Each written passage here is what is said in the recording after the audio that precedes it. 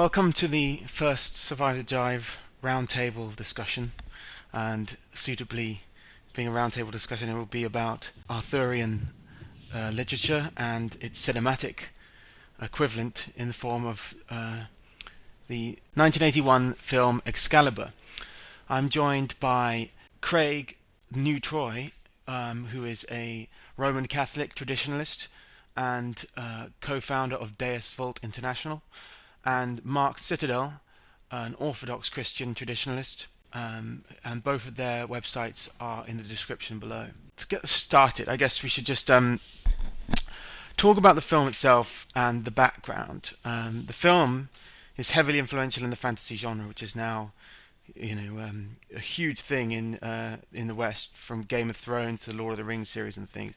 And it's worth mentioning that Boorman was originally approached to do the Lord of the Rings films and wanted to do this as well as a version of Parsifal in a film, and it looks like he kind of included a lot of Wagnerian stuff in this, as well as a bit of Tolkien, but that he had originally intended to do a film about Merlin, but the producers weren't willing to let him do that, so he had to give a more rounded film, which more closely follows Malory's Malory's book Morte, which is probably the most famous Arthurian text, although it's based on earlier ones. The original story coming from Wales, of Geoffrey of Monmouth, and later Chrétien de Troyes, who is the source from which most of Malory's work is derived.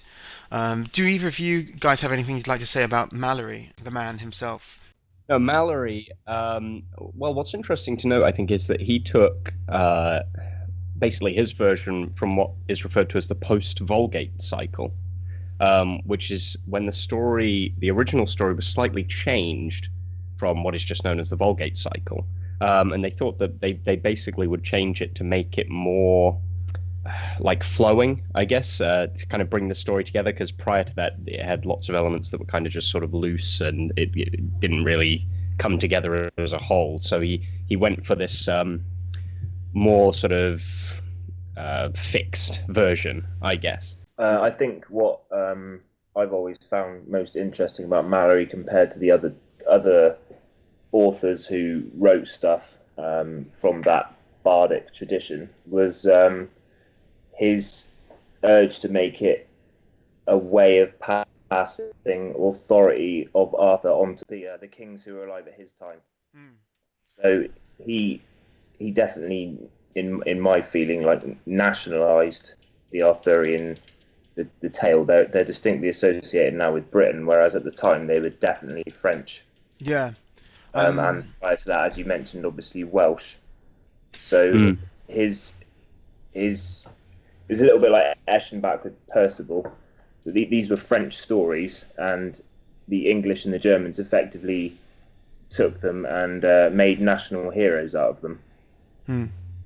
I think interesting of what you said about his talking about the times that he lived in.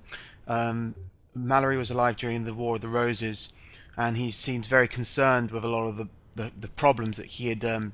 He wrote the book while he was in prison, and it presumably had a copy of Chrétien de Troyes' version in it, because he frequently refers to the French book.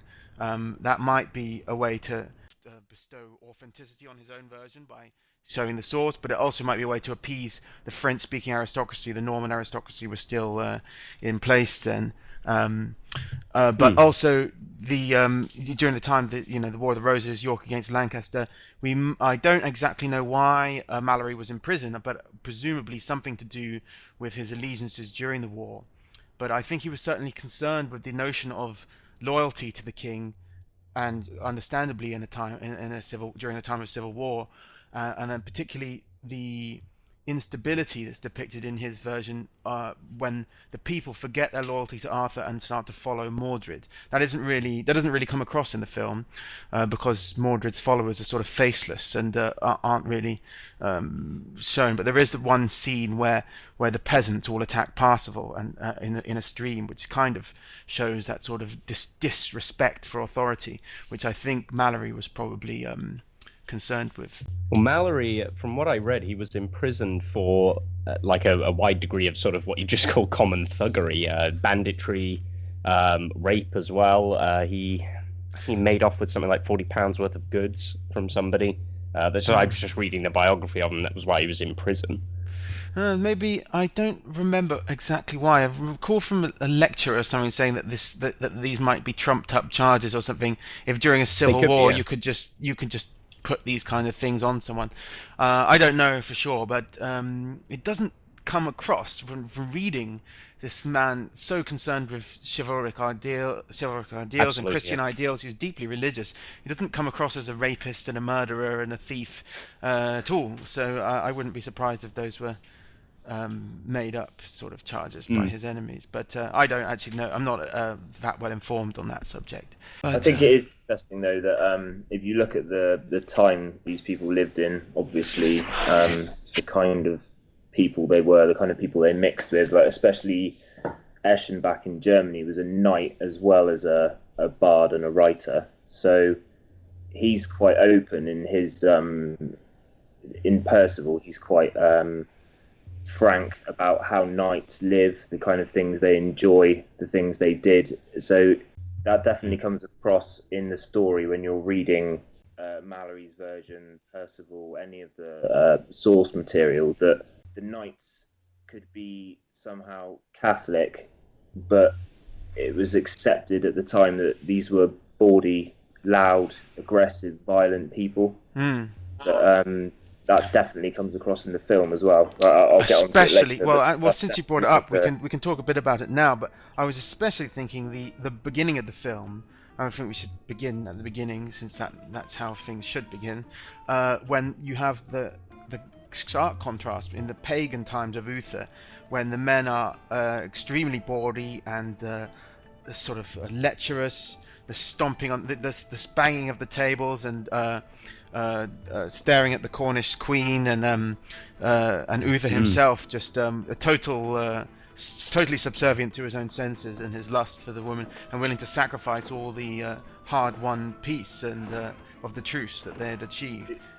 Uther's entire character to me is defined in some of his opening lines when he rides in the opening scene screaming, "I'm the one, I'm the king, I have power." Uther.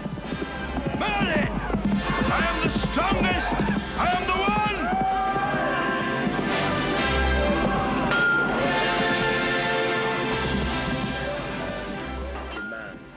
He demands Excalibur of Merlin, and Merlin says to him, "And you shall have it, but to heal, not to hack." And Uther responds when Merlin talks of the peace talks to happen with the Duke of Cornwall. Talk is for lovers, disease. Talk is for lovers. Yeah. I need the sword to be king.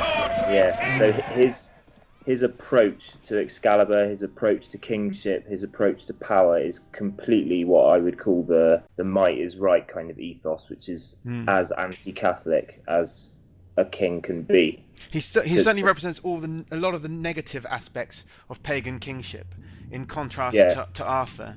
But it is interesting because at the time he was still quite widely respected, and the people who heard the stories of back when the bards would have sung these tales in front of a big crowd in a king's hall, that they still enjoyed hearing about Uther and his raw masculinity. I think it was a kind of link for them with the pagan past, where men were extremists, and they, before Christ came to make people good, it was all right for them to be extremely violent because they didn't know any better. It seems like people kind of accepted that ferocity in their kings. Well, one of the commentaries I read that was quite interesting was basically contrasting the Utherian sort of portion of the film as being the age of passions, the age where men were sort of purely driven by emotions and their own sort of, feelings about things. And it was this kind of, it is sort of undergirded, I suppose, with this kind of mysticism of Merlin and everyone. But I mean, Uther doesn't seem to have a kind of Arthurian respect for Merlin. He almost see, the way he talks to Merlin, it's just Merlin is sort of almost a means to an end for him. This is contrasted later with the section of the film which is about law, which is, we'll get into this, I'm sure, when we talk about Arthur's devotion to the law, which means that he can't, come and fight on behalf of Guinevere because he's got sort of order to keep. And then obviously later this is shown to be flawed as well. So I think we can split the film not only up into who are the leading characters, but also into what motivates them. Yes, and certainly I think you can say that passions and senses are the key motivations of the characters, or most particularly Uther in the beginning, and his relationship, as you say, to Merlin is so different from the respectful nature of his son, but also there's some kind of childish, almost humorous depiction by Boorman of Uther, where, for example, when Merlin has to push him along like a child, says, "Speak the words." Speak the words. When he holds up the sword and he hasn't even remembered what he has to do as a king. And actually later, when Arthur is asking about his father, he says, "Well, it's easy to love folly in a child." So it implies that he regarded a full-grown man, Uther, and a king, and a rightful king, made king by the same exact legitimacy as Arthur afterwards, which is the sword.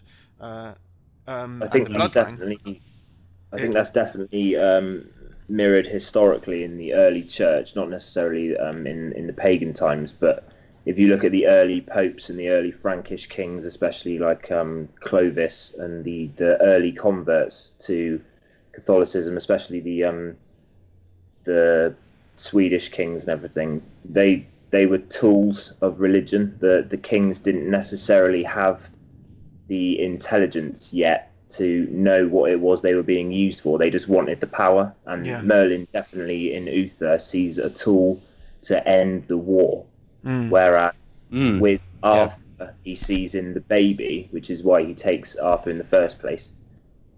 When he says those brilliant lines, the future is sown in the present, when he realizes, take the baby who is the heir to the throne and remove him from this life where he'll be turn into a wild man like Uther, and he can turn him into a noble, so he can create a form of king and show the future a form of kingship, which is more like Christ, more like a servant.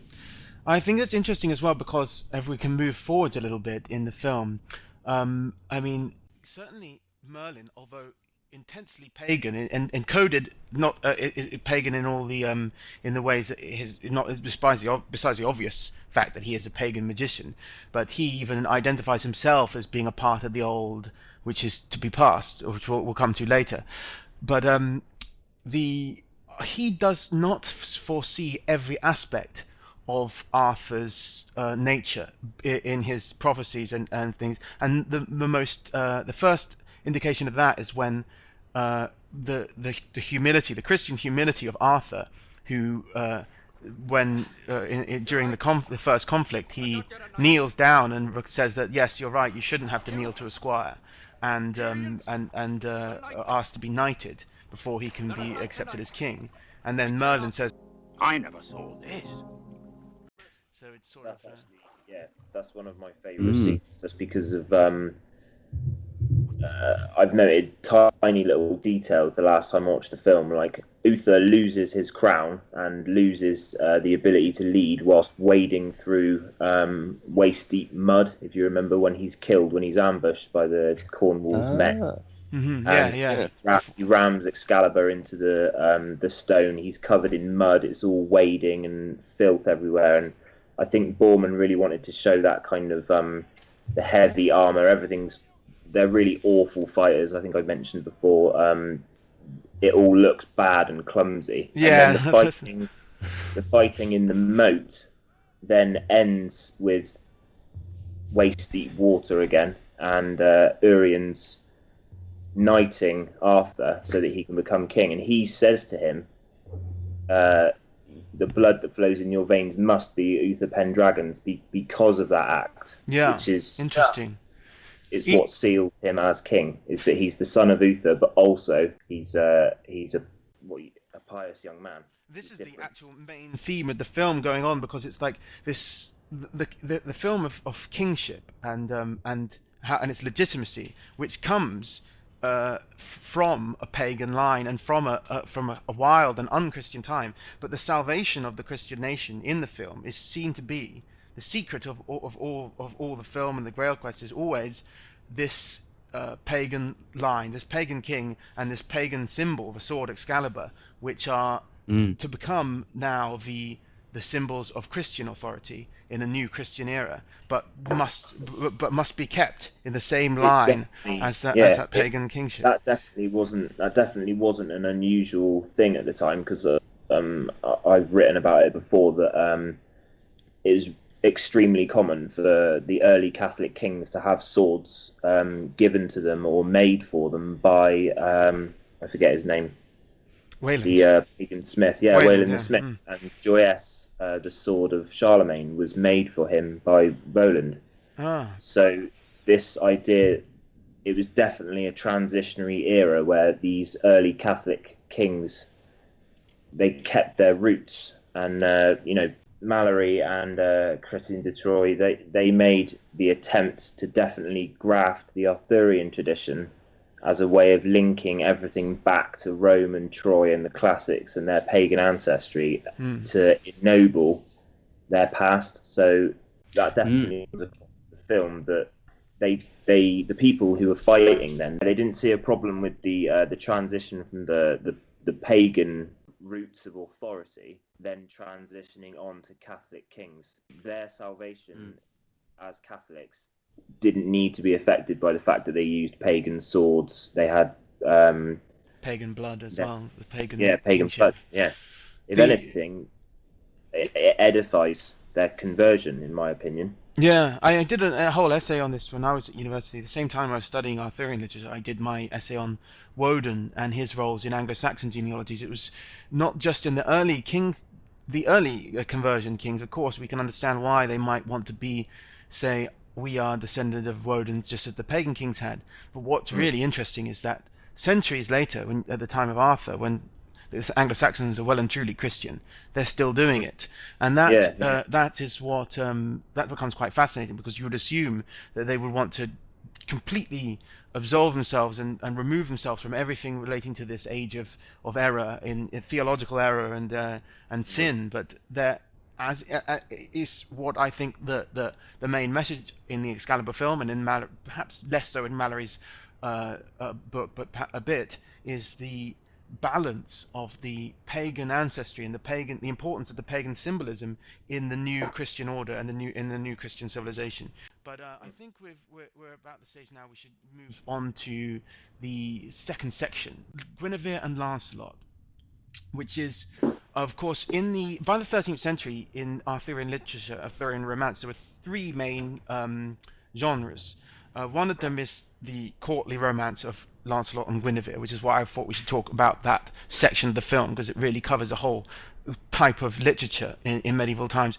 The other two were the Grail, which we'll talk about that as well, and thirdly the death of Arthur, and we'll talk about that as well.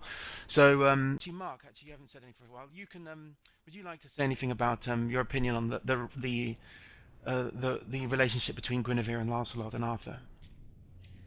Well, this kind of just sort of underlines really what brings down the entire kingdom is, and I think this is probably the strongest, almost Christian element to the movie, is this portrayal of the dangers of lust. And the relationship here and this relates back to the start as well. I mean, Uther's lust as well sort of brings about calamity in its own kind of way. And this is something that Merlin observes from then going forward. So from his perspective, it's almost like he doesn't exactly solve the problem. But Guinevere and Lancelot, the film, there's a huge amount of symbolism, I think. I don't know if anyone else sort of thought this, but when they're, when they finally meet in the forest and they're completely naked, I just couldn't get out of my head the Adam and Eve imagery. Yeah, that it's was very sort of pure Yeah, I mean, The it's sex very scene pure, itself, but there's a it's deer very... standing right next to them, which was, I mean, that was obviously planned. That Boorman decided they Yeah. needed a live deer to be standing next to them when they're shagging, which it does sort of show a contrast between the sort of the purity of the Garden of Eden and the actual terrible sin that is threatening the stability of the I was entire nation that's expecting a taking place. snake. I was expecting a snake to appear because snakes had been in earlier in the movie, quite large snakes as well. Yeah. I don't know too Burmese much about the pythons, history of by the looks snakes of in England. things. Well, yeah, I was sort of thinking to myself, did England ever have snakes of that size? That snake in the scene with Merlin and Arthur was definitely symbolic of because it's the scene where he's discussing the dragon. But And he says, "What are you afraid of?" Sort of grips him in the throat. There's another thing that happens in the symbolism of which happens during the Guinevere and Lancelot sex scene.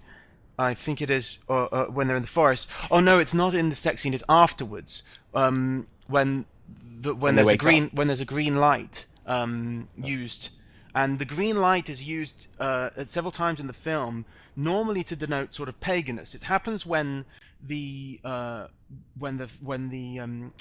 I can't remember what Sir Patrick Stewart's character is called, but when he first approaches, when it first cuts from the film from the age of Uther to the age of Arthur, and Patrick Stewart tries to lift Excalibur, there's a green light shining on it, and there's a priest standing there, but it normally bestows paganness.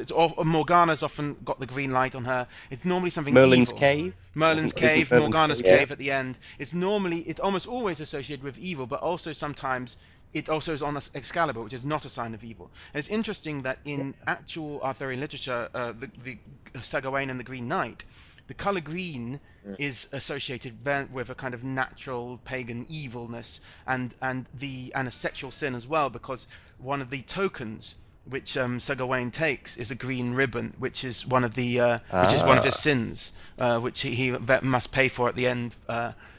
By the Green Knight's axe. Back to the subject of Lancelot and Guinevere. Craig, did you have anything to add to what Mark said? I think what is most interesting about their story is it's not necessarily portrayed in the film because it's actually quite bleak, but Lancelot at the time, there was his literature, his stories to the French especially, he was the perfect lusty, bawdy knight. Like in his own stories, he kills, I think it's something like 15 or 16 dragons. There's one verse I found where it just says he came across 3 dragons at random and kills them on one of the quests he does for Guinevere. So he's just supposed to be this kind of, he was the Superman of his time. So he's the perfect knight. But he's quite chaste as well. You say he's lusty, but I mean he's he doesn't in the film he refuses the advances of the young maidens, and if I recall in the literature he's quite he refuses the advances of women as well. It's definitely that complex nature of medieval chivalry, that it was about chastity but also ever so slightly adulterous, because most of the men who were engaging in the chivalrous quest for a lady were usually married. So they were married men going on quests for an unmarried woman or another man's wife. Yeah. So there was definitely the relationship between Lancelot and Guinevere wouldn't have been frowned upon until the act of adultery occurred. Yeah. So, I think it's interesting because at a surface level we could assume from what we know about medieval Catholic society that the act of adultery, which is a sin, in this case, especially a kind of treason against the king and a threatening of the entire stability of society, we would expect Lancelot to be viewed as the devil, almost like the devil incarnate, but he isn't. He's actually seen as quite as a hero, in fact. And Malory, in his book, I'm not that familiar with other sources, but he's not really interested in condemning Lancelot. And actually his sin is an opportunity to show what a true Christian he is, because Lancelot is praised to be rid of his love. Even in the film he says he prays to God to be rid of these feelings, and certainly he's redeemed in the literature and in the film when he through battle and his showing his loyalty both to his queen and his king. I just remembered the light actually shines on him when he wakes up, and he says after the sword strikes 3 times, and then he in his vision, and then he awakes with the sword in his side, and he says, "I fight against myself." Guinevere, I fight against myself. Oh, God. And it reminds me of Julius Evola's in the Metaphysics of War. He writes about the Crusades and the notion of the inner jihad. You know, the fighting. Yes. The true enemy is the one within, and in that sense, Lancelot becomes.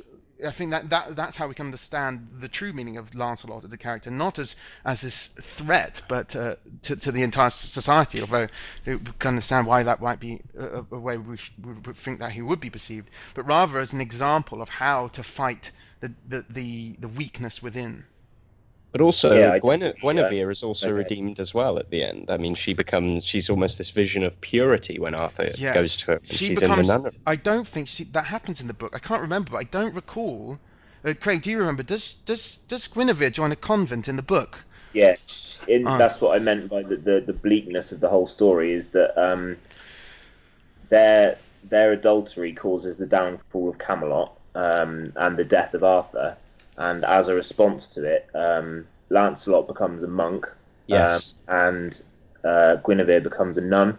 And in some of the later medieval versions of the story, she just lives out her life in prayer beside Arthur's tomb, which Tolkien directly referenced in Aragorn and Galadriel, with the scenes in the film which she's shown Galadriel just kneeling at the foot of the tomb waiting to die.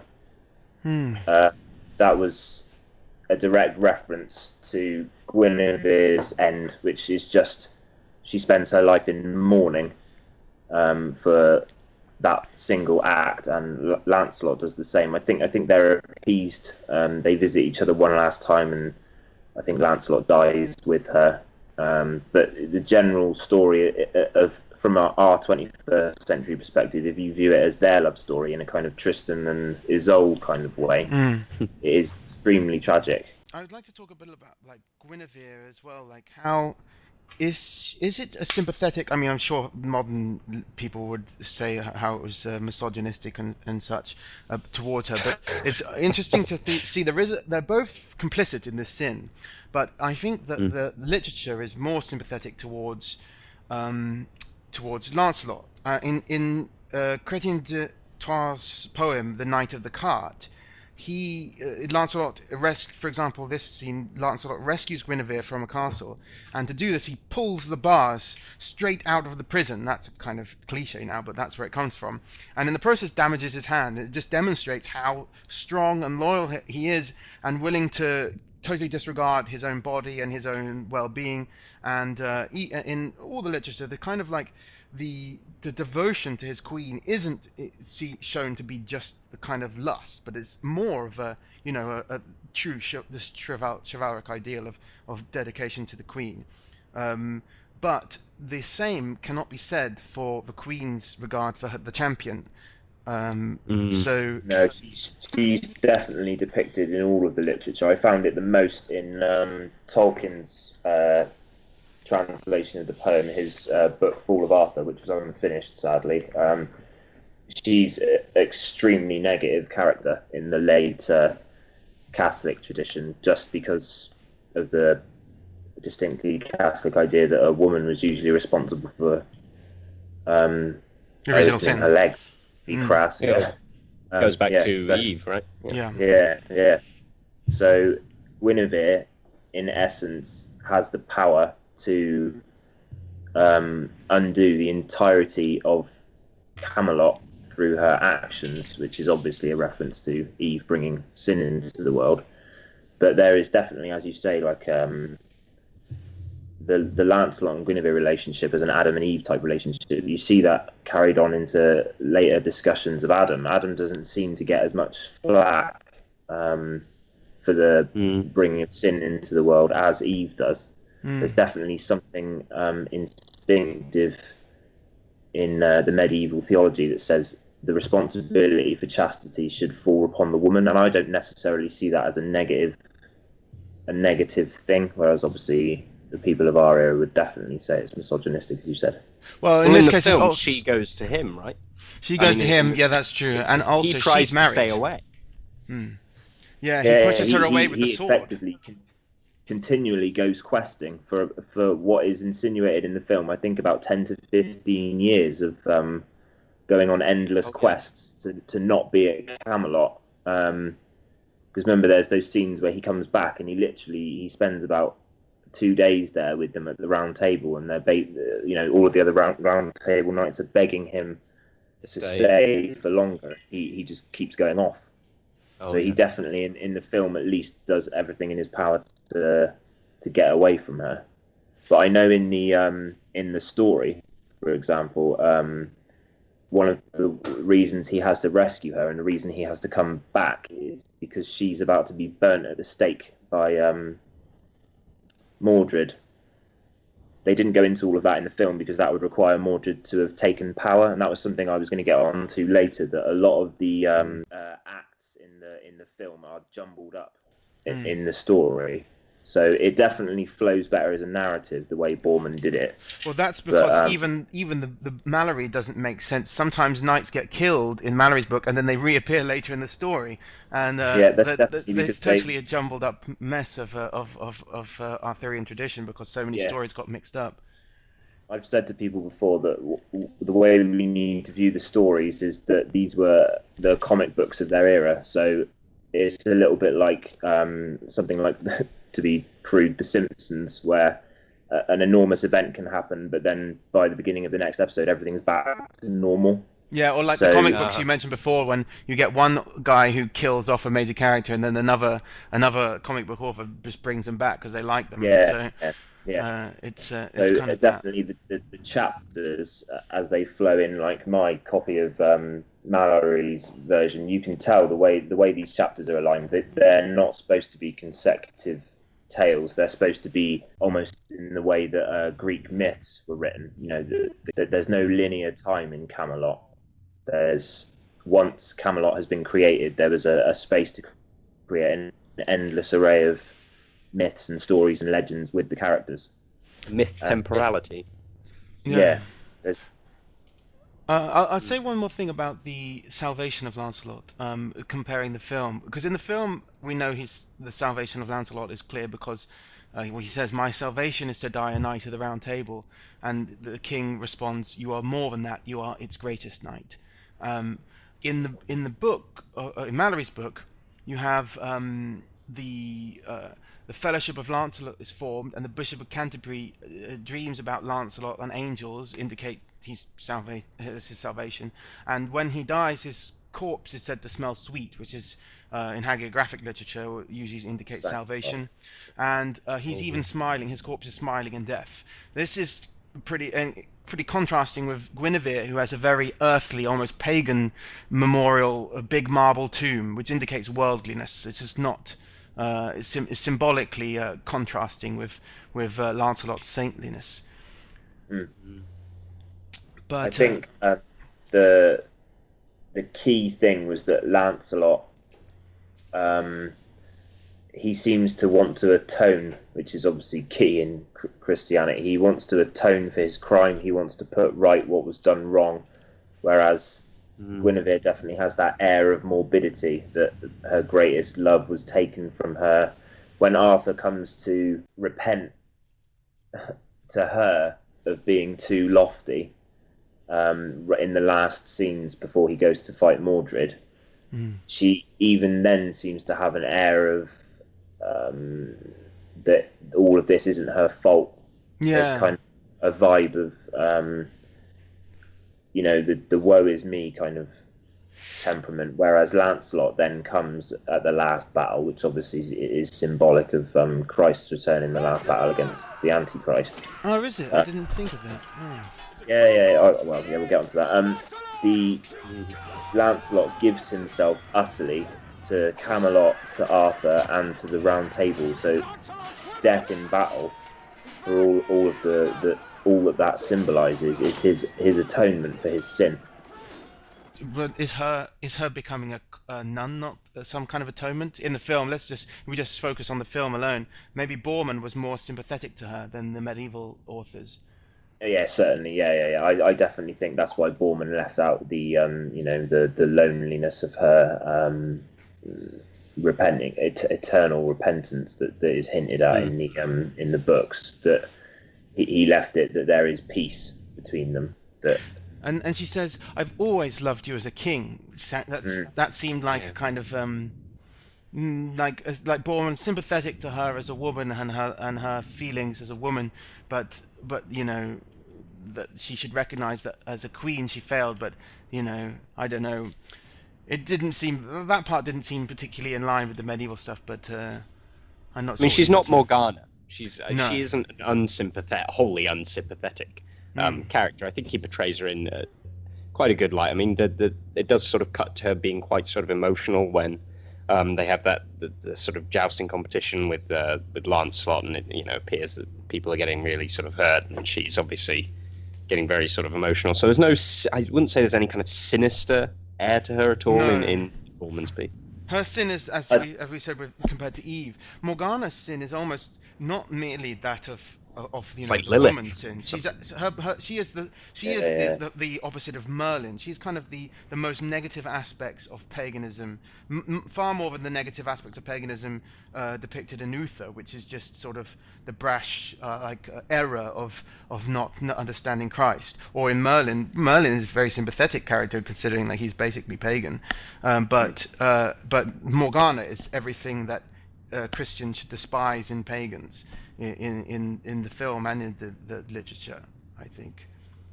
Yeah, well, she creates Mordred through the sin of incestuous adultery. So she brings Mordred into the world in the most sinful way that a medieval Catholic could imagine. She's sinning. Not only does she sleep with her own brother, but she pretends to be Guinevere, doesn't she? And that scene, I don't know if you guys noticed this. Craig, you're familiar with Nordic literature, and of course the fact that the choice of the score is Wagner's Ring Cycle, based on the Nibelungenlied, which is based on Volsunga Saga. It's the same thing. Well, there is in Volsunga Saga a parallel to that, when in order to seduce Brunhilde, the Valkyrie, which Gunnar cannot seduce her, so Sigurd has to take on the shape of Gunnar to woo her, which results in all kinds of problems later in the saga. And I don't know if that was where the Arthurian the trope comes from, but it's very similar. Also, obviously, sorry to interrupt, I also thought of it as a complete reversal of what Uther did. She's having her revenge.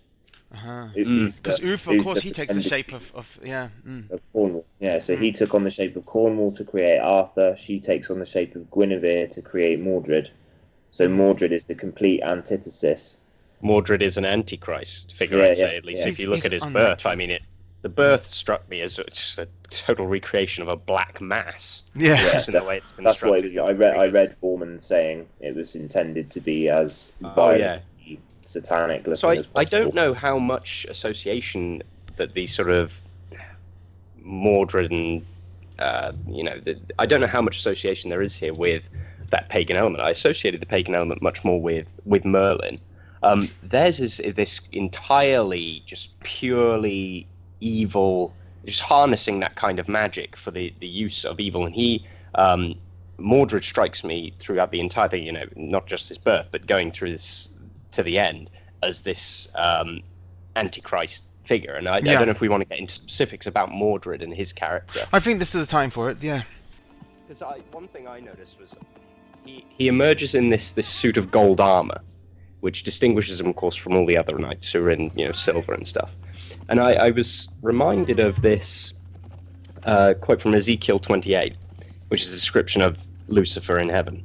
Every precious stone was your covering, the sardius, topaz, and diamond, beryl, onyx, and jasper, sapphire, turquoise, and emerald, with gold. The workmanship of your timbrels and pipes was prepared for you on the day you were created. You were the anointed cherub who covers. And then it sort of clicked in my head, He does the resemble a mask cherub. that he Yeah. wears, it does look a lot like a cherub. And the other thing is, when he first emerges, I'm sort of wondering, I think to myself, okay, who is this female knight? Because he's quite almost a sexually ambiguous character, which fits again with this being not quite human. It's something that, and that goes through even when he takes it off. He's not.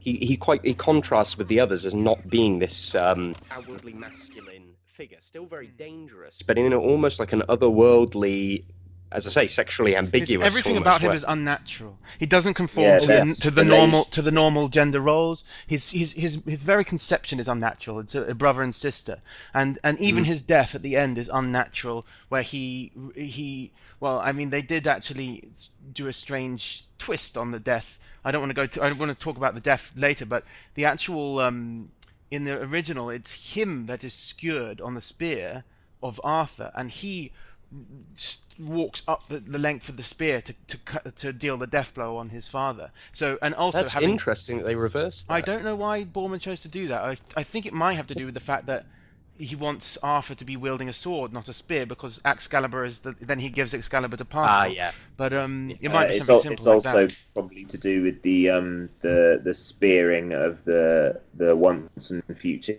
king is obviously a reference to the spearing of Christ.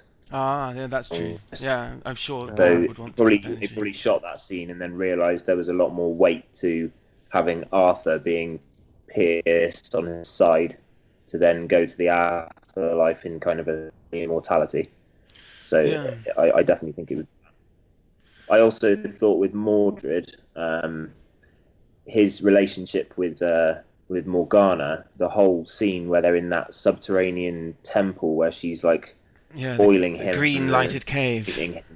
Yeah, really weird sexual symbolism between them. Like, Yes. the relationship between the two of them has just gone. Everything's gone wrong for her. Well, he commits like, matricide as well, which is another unnatural act. He kills his mother in the film. We're going to talk about that whole part because it's so tied up in Parsifal's vision. I'd like to talk a bit about that because I know that you had some ideas about it, Craig.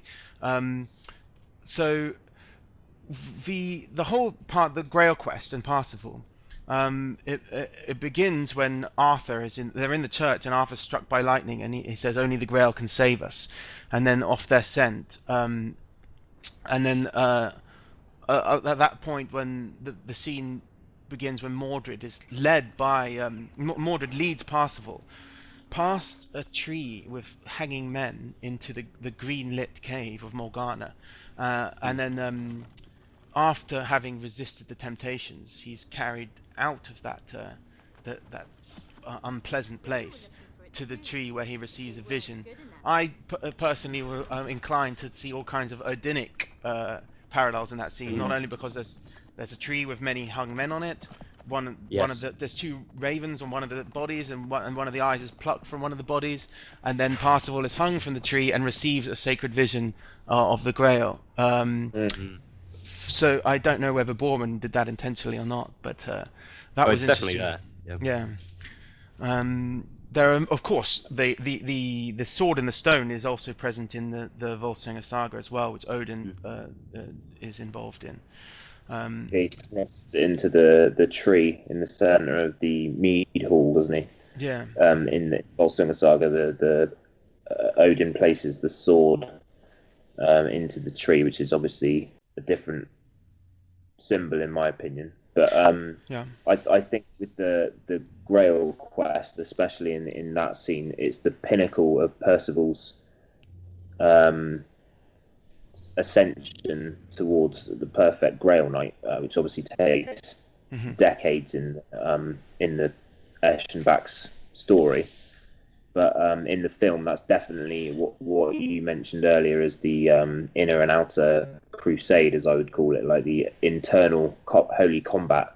He goes down underground to face the Lilithian witch with her Antichrist type son, and then rejects it all and conquers and defeats that in himself, and it's at that point that he receives his first vision of the. Is it his first vision of the Grail? At that He point? has his first vision is on the tree, and there he falls, and he says afterwards, "I have failed Arthur," because he's tempted by it, but he runs up the drawbridge and then falls, and it's timed with his fall from the tree. But his second vision is after he jumps into the water and he sheds his armor like a skin while in the water to the sound of it switches to Parsifal from the opera, the main theme from Parsifal by Wagner, and he returns to that same vision in the castle drawbridge of the Grail,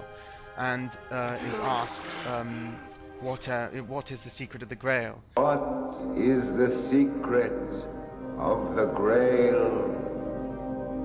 Who does it serve? You, my lord.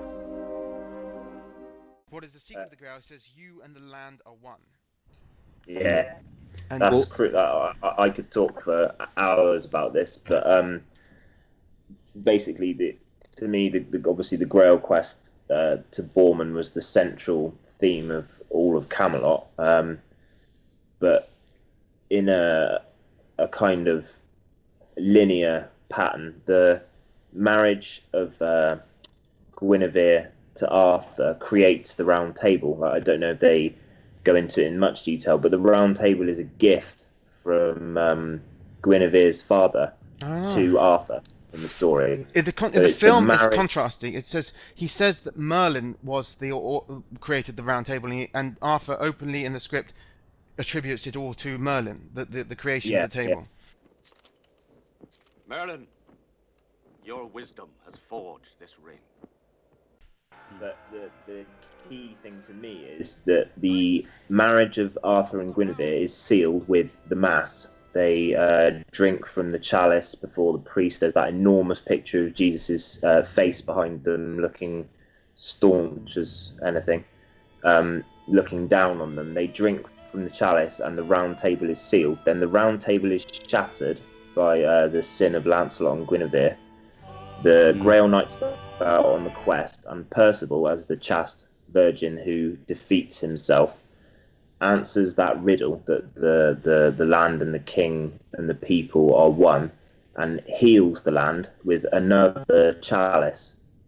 So, but the chalice is Arthur as well. It's interesting because I was trying to get my head around it, because he says Arthur is the secret of the Grail, and then also he brings the Grail. He then brings the Grail, which is Arthur, to revive him with himself, and then he says pure Mass symbolism, isn't it? The blood of Christ in the chalice at the Mass is Christ, but is also a reoccurrence of the crucifixion. So the king, the land, the people, the church, all being one.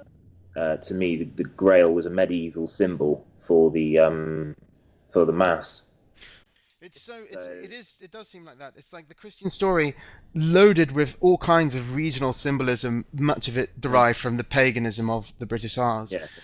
But I think that Boorman's appreciated that, and he's tried to sort of balance the two in the film. And when it says when he gives the cup to Arthur, he says, "You will be reborn, and the land with you." The whole notion of rebirth is very much the resurrection. It comes to mind. It got a lot of flack at the time. I read some reviews from the era when it came out, that it was regarded by feminists and left-wing types as extremely nationalistic and extremely fascistic in its depiction of the land and the king are one. That as a term, that's saying that Percival discovers the secret to all creation is that the king is semi-divine, and that if he falls, the land, the crops fail, the people go mad, knights are dying left, right, and centre. The Antichrist takes his throne as king, and only when the king is healed, then the land is healed. And that's obviously a reference to the Grail King in Percival, that once his wound is healed, the land is healed. Well, ideologically, it's a plutocrat's nightmare. It's like it's so essentialist, it's absolutist. The king is the land. The king and the land are one, and the well-being of everyone within them is dependent on that secret, on that holy truth. And I really found it stirring when afterwards, after he is revived, and he says, I didn't know how empty was my soul until it was filled. and then they ride all the knights. They have the dragon banner, sort of showing their pagan root as well as this revived Christian knight, and they're riding, and the rebirth of the land is symbolized as they're riding first by the springing of oak leaves, and then by the falling of blossoms on the riding knights. And I thought that's incredibly stirring. And I know they used that scene in the trailer, in the original trailer in the 80s as well. But it could.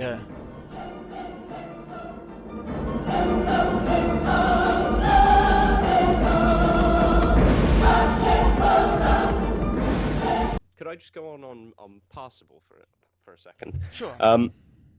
I saw a lot of parallels to Christ in Parsifal in a way. He goes to the Morgana's cave, and he's fully armored and everything, and he's ready to sort of take it on. And he's put off balance by the sort of disturbing nature of everything that's going on with Mordred and the tree of hanging men, and he sort of lulled into a false sense of security, and then he's quickly outnumbered by these sort of knights. I assume they're apparitions that she's sort of conjured up, and they sort of all grab him. And then this is after that, of course, he has his vision where he flees from the riddle and runs up the drawbridge. And I saw this as a metaphor for almost his approach to things as a warrior.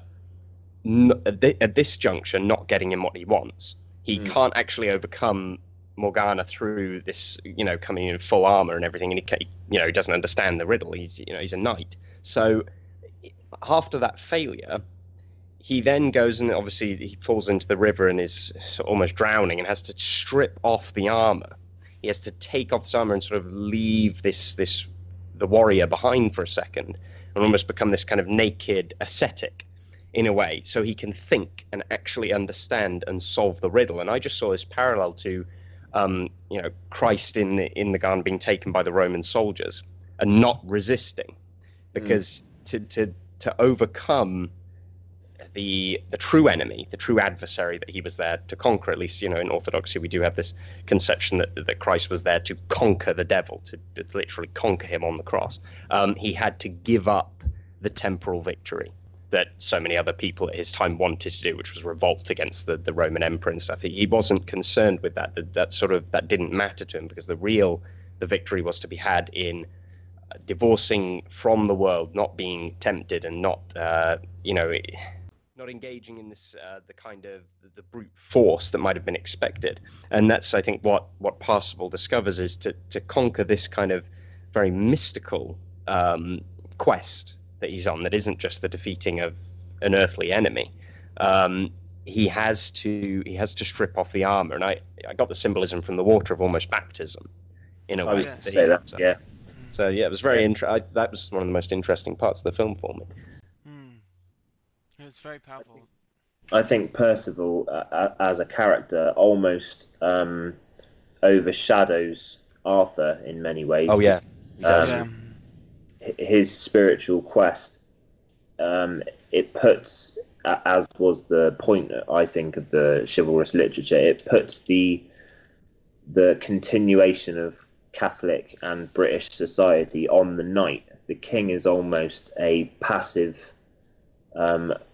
tool in the story then, because Arthur essentially has created this perfect kingdom, had it snatched away from him, and he becomes powerless to do anything about it.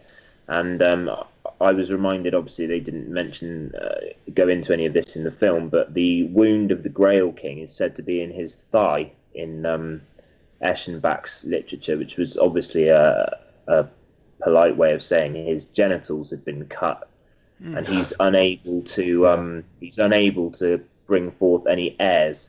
Symbolically castrated.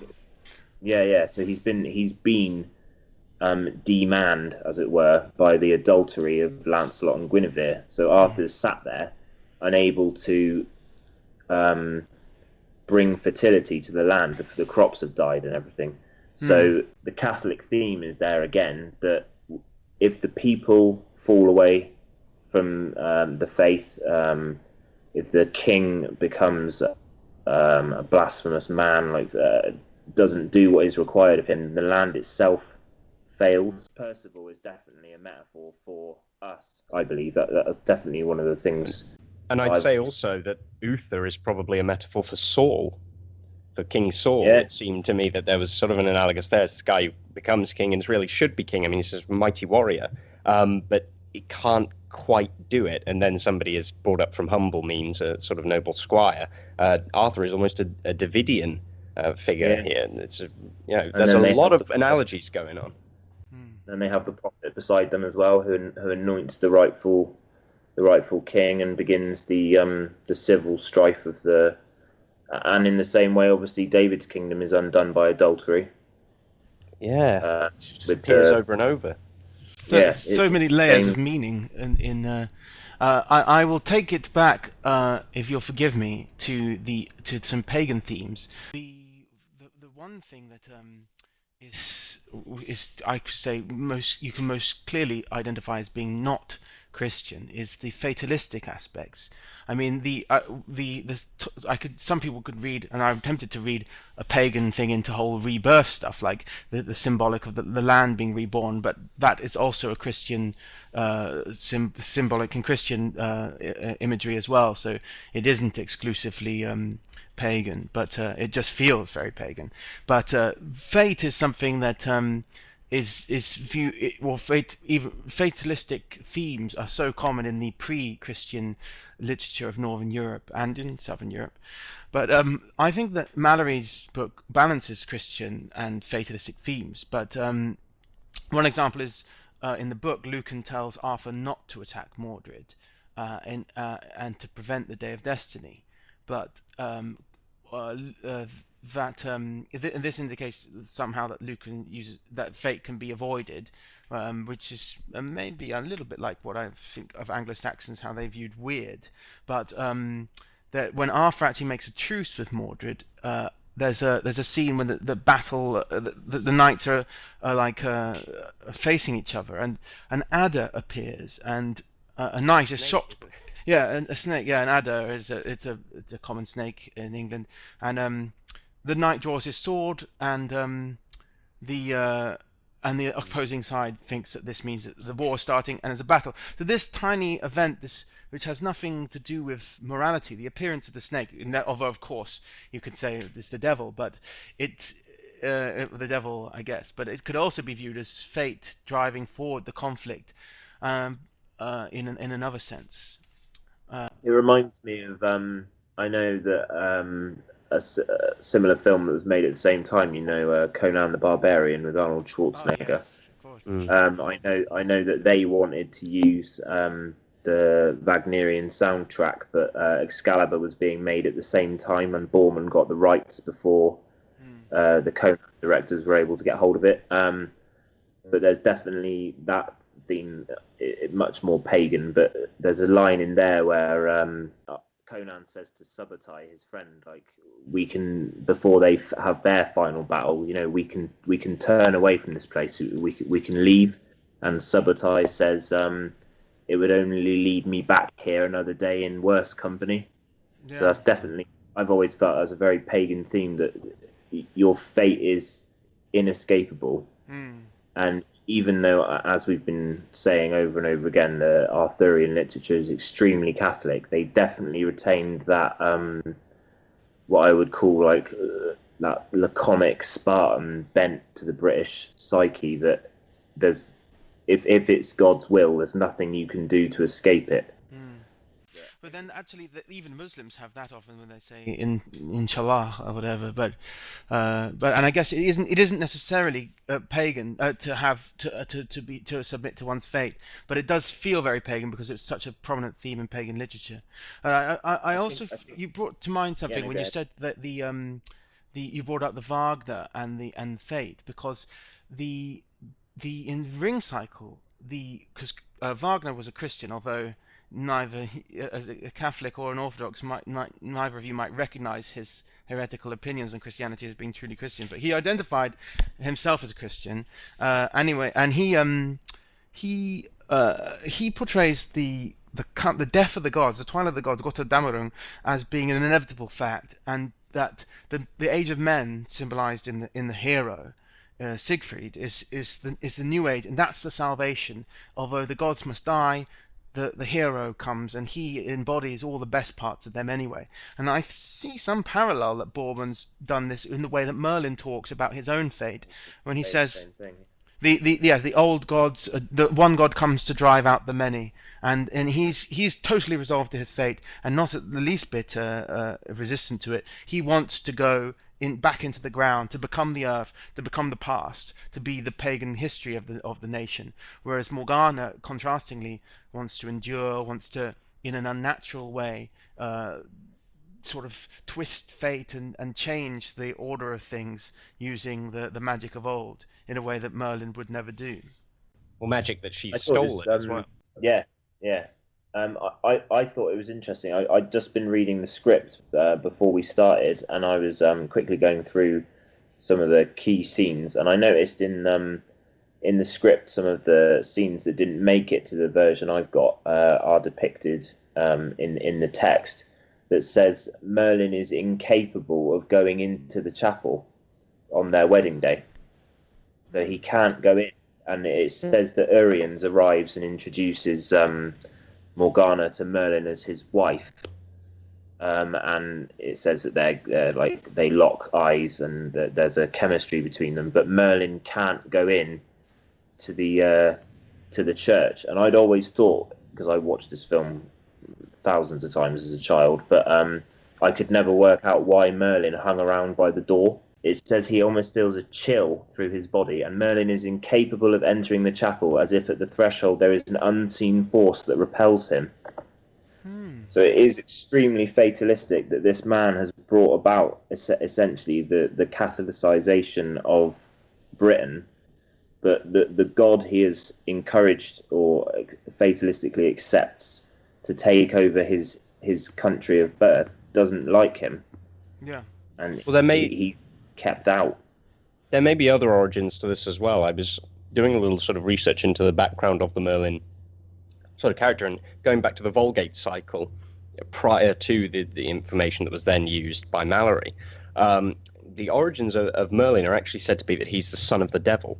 He's the son of a devil and a virgin woman, and that she was redeemed through baptism, and that he was then sort of set up as this almost antichrist in a way. So that it may just be that he can't cross that line simply because of his origins. I don't know if Boorman wanted to. That's probably inferring too much, but that could be sort of a good justification for it. That would be actually, I think that would be more problematic in Christian literature, because it's one. I mean, if it's one thing for the Christian kingship and the power of the Excalibur to be bestowed through the pagan times and pagan heroes, it's quite another for it to be bestowed by Satan. And I don't know if they would accept that. I mean, certainly there's a tendency in old Christian writing to denote pagan gods as being the devil, but yeah, I think sometimes that can be some confused. That was a later adaptation of a much earlier story. Anyway, we should proceed on to our final part of the talk, I think, towards the death of Arthur. So this is the title of the book, and of course it's the main theme of the film, I think, because it all focuses, the beginning of the film and the end of the film, on the life of Arthur. So his ending naturally brings about the ending of the story and the end of the film. In Malory's version, as I said, he skewers Mordred, his unnatural son. Mordred goes down the spear to strike the death blow and dies in that unnatural way. The final act, therefore, of Mordred is a doubly unnatural act of regicide and fratricide, which is inverted in the film, as we've already discussed. Do you guys have anything you'd like to say about that sequence? Well, I thought it was very good. They shot it sort of against this very red sunset, which has sort of cast this glow upon everything, which is quite climactic and Mordred sort The of final combat, thrusts yeah. forward to attack, this sun is almost this kind of red halo, almost in a way. It's almost like a satanic halo. I took it to be very. It reminded me, the most recent time I watched it, of the kind of two samurai dueling against the setting sun. That's a really like prevalent theme in the fate we talked about in the Japanese. They love the the last two who've got a mortal wound between each other. They absolutely despise each other for whatever reason, and they have that final combat surrounded by corpses with the setting sun behind them. I guess that in the book the because King Alfred receives a death blow to the head, it's quite undignified, and it would make the following sequence, which is so moving, a little bit less so, because if King Alfred's head was split open, but that might be why he chose to do that, and I think that was wise. But that's interesting.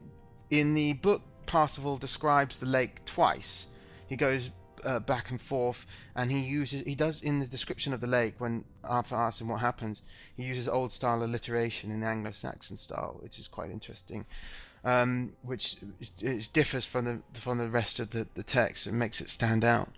And he's meets the lady of the lake three times. Oh no, the sword is shaken by the lady of the lake 3 times. The triple motif is quite important in the old fairy tales and such. And but the film, he returns from the lake after the first time and says, "I couldn't do it. Other men must command." And I love that King Arthur then says, that a new king will come and a sword will rise again. This whole notion of rebirth, and the enduring legend we have in Britain of Arthur and the king, Excalibur wielding king, to return to save the nation, the land, and the king becoming one again.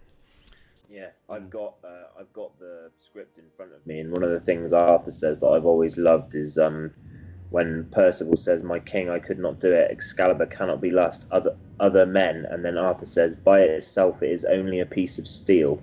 Its power comes from he who wields it. For now there is no one."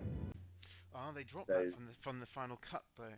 I think that's interesting as well. I think that to say it's just a piece of steel as well undermines some of the meaning of the sword as the enduring symbol of legitimacy of the bloodline, which is passed down from Uther to Arthur, from the pagan times to the Christian times, and must be maintained in order to make for the benefit of the nation itself, the land itself.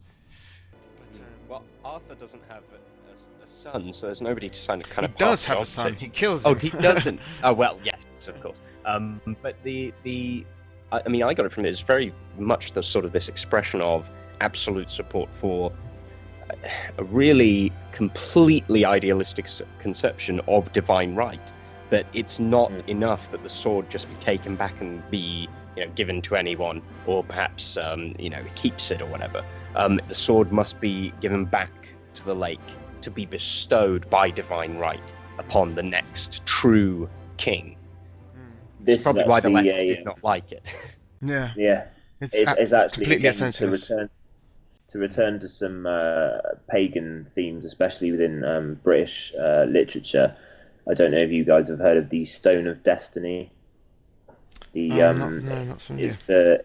It's a rock that the pre-Christian kings were crowned on, and Is it in London? It's underneath. I don't know if it's back in Scotland now, but it was.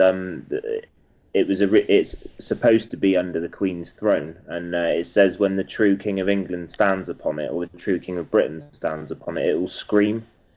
So it's a really, really old tradition that the rightful king of the British people will in some way be divinely shown to be the king.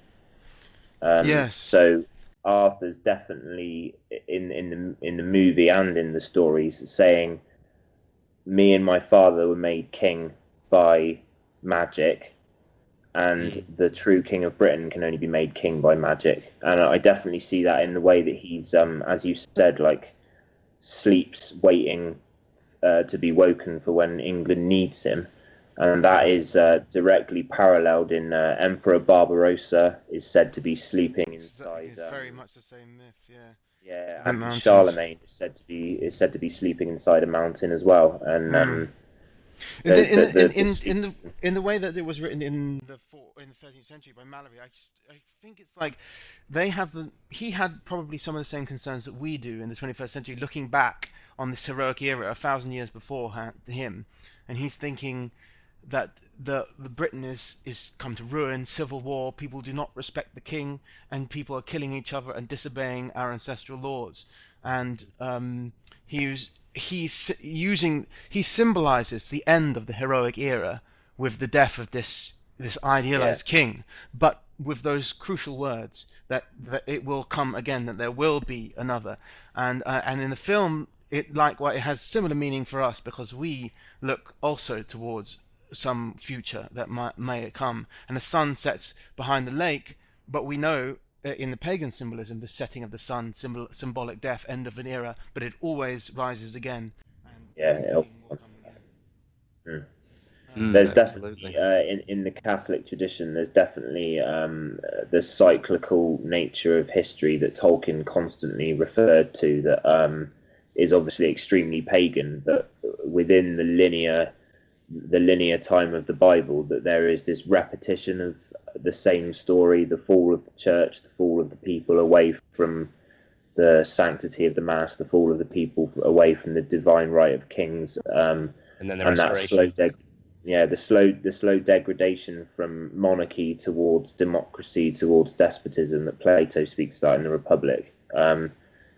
As that occurs, everything holy and good is just trounced into the mud, and these divine, semi-divine kings become like rallying points. So I know that, for example, before King Henry VIII became a complete lunatic, he was obsessed with the Arthurian.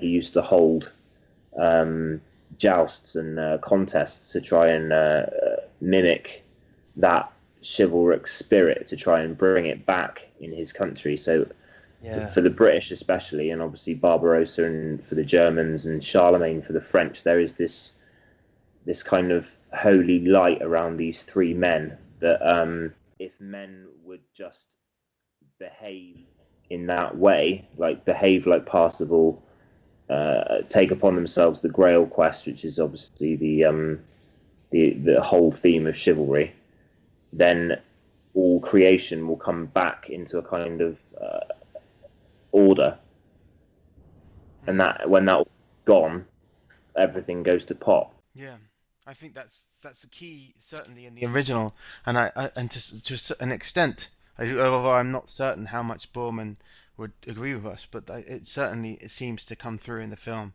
which is why I love it. But I would also like to add that there are some other very pagan kind of things that I noticed in the ending part. Not to mention the fact that we've mentioned the sword in going into the water is something that we know from archaeological things, that both Celtic and Germanic peoples did, for some reason, keep chucking their swords into the water, because we find them there. Not very economic. No, it's not. But they weren't thinking it in materialist terms. Obviously, they had some other idea about what they were doing. Perhaps giving them as offerings. Perhaps they didn't even think that they were giving them at all. They would, of course, come back as they do in the Arthurian myth. But when someone was worthy of them. Like we have the Thames Scrammer in the British Museum, which was found in the Thames, perfectly good seax with runic engravings, preserving the entire Anglo-Saxon runic footwork in what was originally inlaid in silver. And no one knows why they chucked it in the Thames, but I'm glad they did, because now we have it. Yeah. No, I was going to say, I know that the Welsh, obviously, which is the ancestral source for all of the Arthurian literature, believed that the lakes and rivers were gateways to the underworld. So if the Lady of the Lake was a kind of earth goddess, Passover from the pagan tradition, then her giving the sword, it needed to be given back to her in the underworld. So that I know there's a lake in the Brecon Beacons that there's a local custom that if you go there, I think it's on winter solstice, and wait till midnight, a whirlpool will form and a doorway to fairyland will appear inside a rock. And even to this day, the locals don't like to go there at that time of night or that time of year, because it's still got that otherworldly vibe to it. Yeah, the water to the Welsh is a really powerful symbol, which is why I thought it was interesting that it comes across at all the crucial points in the movie. Yeah, that's true. Yeah, we already mentioned Parcel shedding his armor in the water, Uther going through the water almost to his waist at the beginning before he sticks the sword in the stone, and then of course the end, very pagan and inexplicable as far as I can tell in any Christian context, that Arthur's body is carried away by 3 matrons, some maternal figures, or I guess it's like the 3 mothers in Germanic paganism that's described, or perhaps something else. But on that ship, he's taken away into the sea, to Avalon, yes. In the earliest examples in the earliest Arthurian tales I've come across, they're much more pagan, like in the Mabinogion, I don't really know how to pronounce it, the Welsh tale, the Mabinogion. And in there is reference to one of the knights of Arthur. The Grail quest occurs in the underworld. So like with like Greek heroes who go to the have to go to the underworld, like Heracles or Odysseus, and on their adventures. In one of the stories, that one of the knights of the Round Table is actually an old Welsh god, and he lives inside Glastonbury Tor and comes out on a wild hunt on Halloween.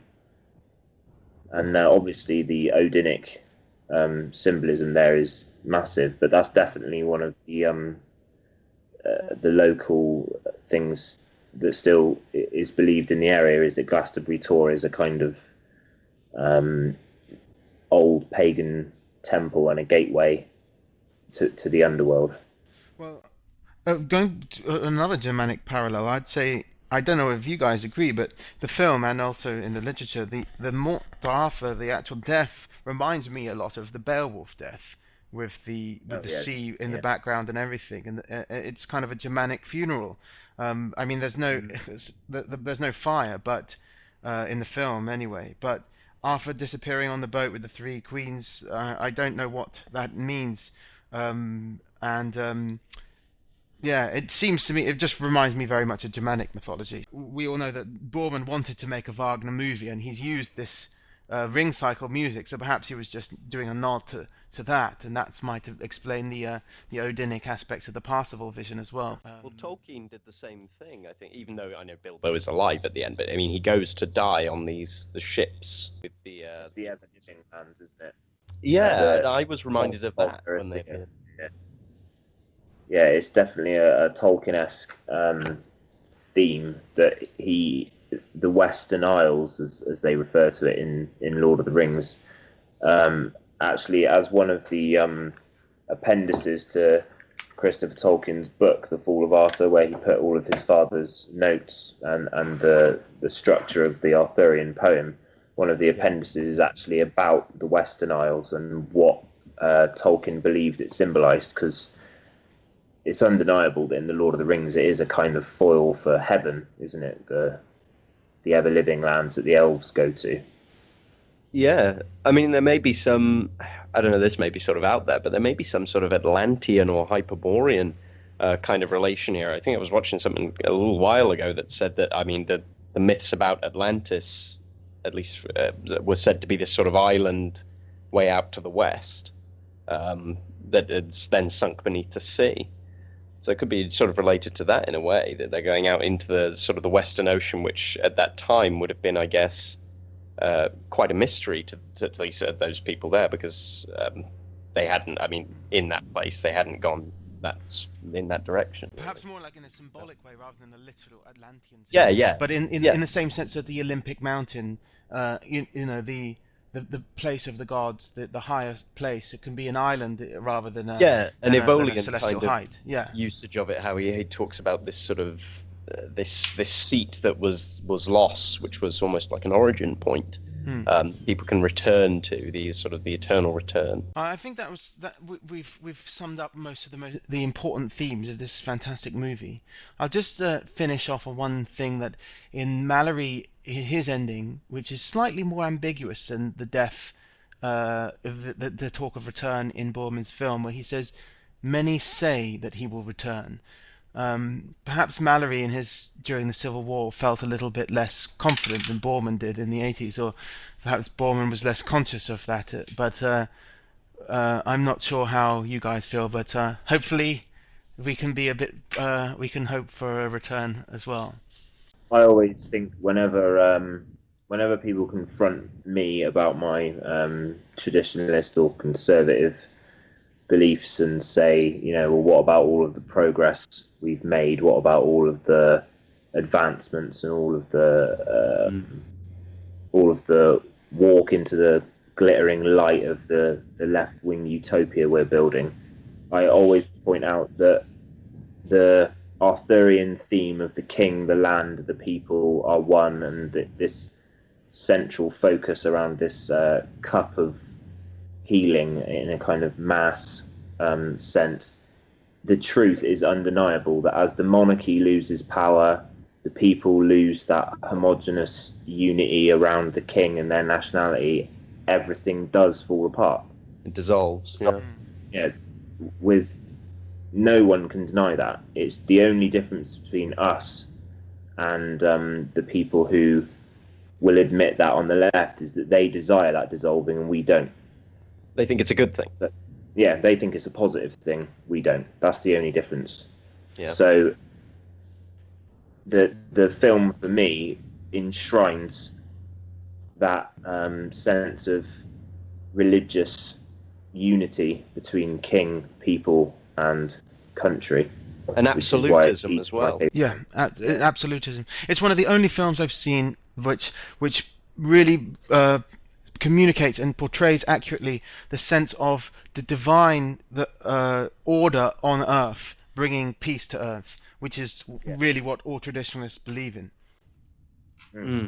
Yeah, it's definitely not a relative film. It's not like a relativistic sort of tale of, well, you do X and you'll get you'll get the desired response that you seek. It's more sort of they're bound by these laws of cause and effect that they engage in lust and bad things necessarily follow on from that. Arthur loses the sword, plunges it between the adulterous lovers, and the kingdom falls apart because he's parted from the sword. I think Lancelot gets up and says, a king without a sword, a land without a king. It does portray that absolute sense of there's orderliness, like correctness, hierarchy, tradition, and then there is the disorder, and there's no in between. You choose between one or the other.